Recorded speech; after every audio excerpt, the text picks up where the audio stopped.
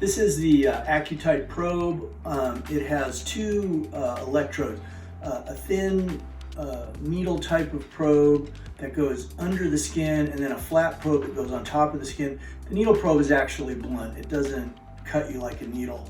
And both of these tips have thermistors in them, thermometers basically, so that we can measure temperature at the electrode sites when we're delivering energy to make sure that we're getting the proper amount of heating and not excessive heating. We're using heat to do two things: to contract collagen in the skin and under the skin, and also to melt fat. This will also stimulate collagen generation over time, and that could last for 6 to 9 months.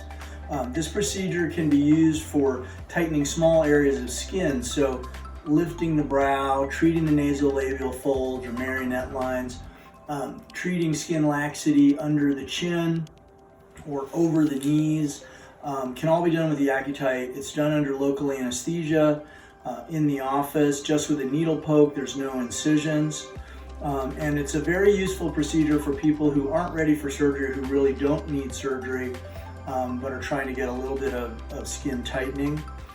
Not a particularly painful procedure, and usually the downtime is going to be 4 or 5 days till you look pretty normal.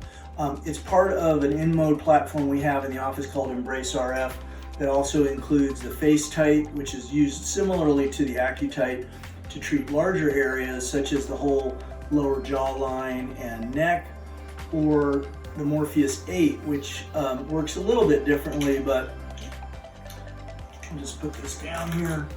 Has little gold needles that come out and can treat in the skin at different depths to create collagen stimulation for tightening skin and skin texture improvement. It will actually change the quality of the skin, and we'll often use this in conjunction with these other devices to create a better effect, because we're treating at the different layers in the skin and the subcutaneous tissue under the skin.